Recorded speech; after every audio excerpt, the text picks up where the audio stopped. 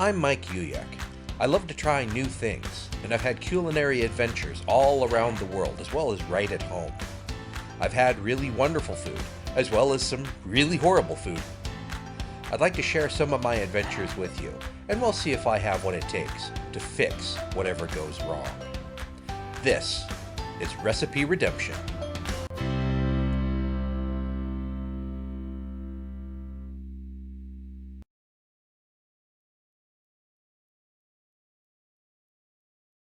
What's up, Redeemers? Welcome to another edition of Recipe Redemption. Today's an easy one to do because it only requires 2 ingredients: milk and 7-Up. This was a thing, and apparently in some places still is. So let's talk about the history of this beverage treat. Ad is definitely American. The practice of mixing soda and milk can actually be traced back to 19th century England. Back then, the combination of milk with soda water was considered by some in the medical trade to be a tonic with restorative properties. It's prescribed for all sorts of ailments, including tubercular meningitis and I think gout, and as a post-race pick-me-up for bicycle racing enthusiasts. That part actually kind of makes sense. Milk is a complete protein, so you're getting protein, you're getting carbohydrates, and you're getting fluids. All things that are good to have, at least in some proportion, following strenuous exercise. So in that sense, it sort of makes sense. Now, the practice of combining dairy and soda spread across the British Empire and across the pond to America, and occasionally other flavors were added to make the drink interesting. By the 1940s, plain soda water had been replaced by 7-Up, and the rest, as they say, is history. Although the practice fell out of favor in the US, more or less, this is still consumed in some places. I've heard in Pakistan, where I understand it's actually called Doodh soda, Doodh. I think that's how it's pronounced. If you stop to think about it, it's not really that weird. We do root beer floats here in the US, which involves ice cream and carbonated root beer. So a sweet, dairy-fortified, carbonated beverage is not unknown to us even in this day, but the idea of just mixing straight milk with 7-Up still seems like a foreign concept. I've never actually tried this combination before. So today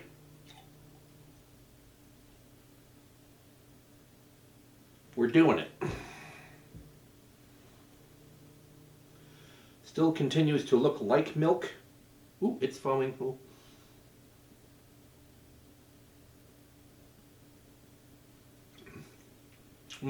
All I got was head. Try that again.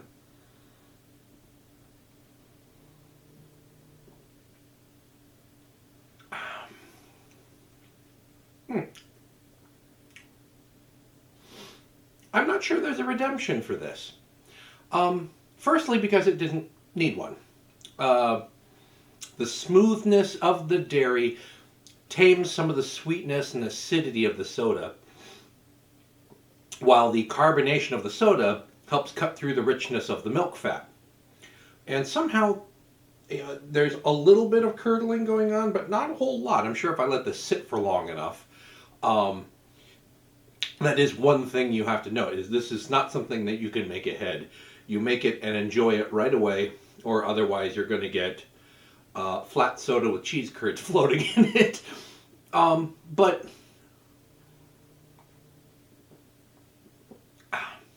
it's actually pretty good.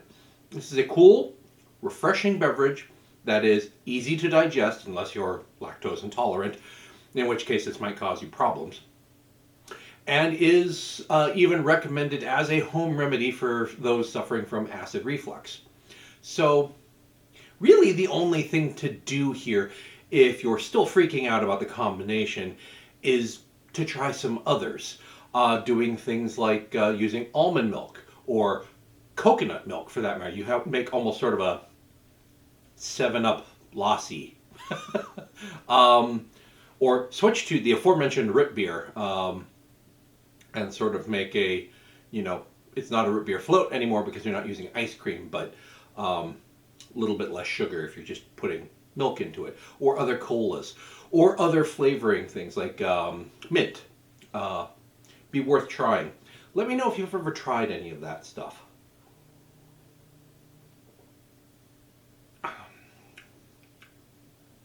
Now this, I'm pleasantly surprised by this, and this sort of leads me into talking about the channel a little bit.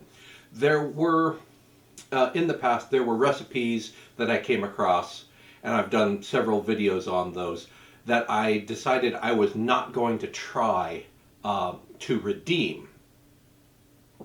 But it occurred to me recently that after having subscribed to several groups on Facebook that are centered around vintage recipes and whatnot, that there are a lot of fans of these vintage recipes and in fact still make them because they still enjoy them.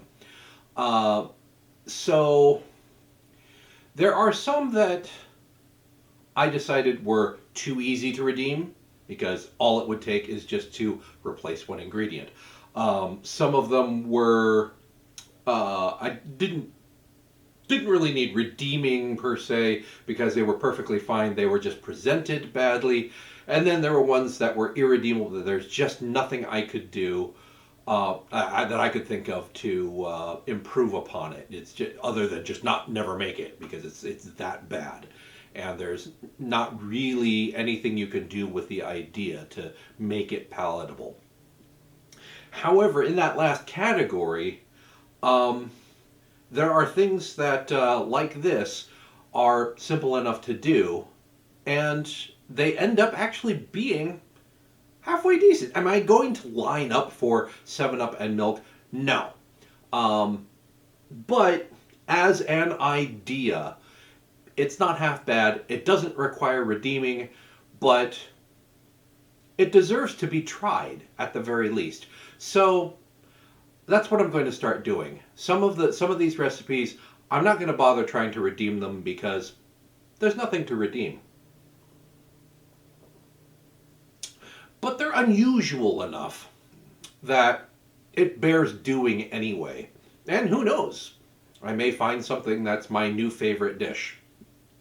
This is not it, but it's okay. If someone handed me this and said, here, look, it's whole milk and 7-Up together, I now know that this is okay. I don't have to shrink away in fear and disgust. It's perfectly fine, and it is definitely curdling, so I will finish this up. So on that note, like I said, this was a quick one. I'd like to thank you for watching, and if you have any other ideas for things that I should try, please leave them in the comments below, send me a message, whatever you gotta do.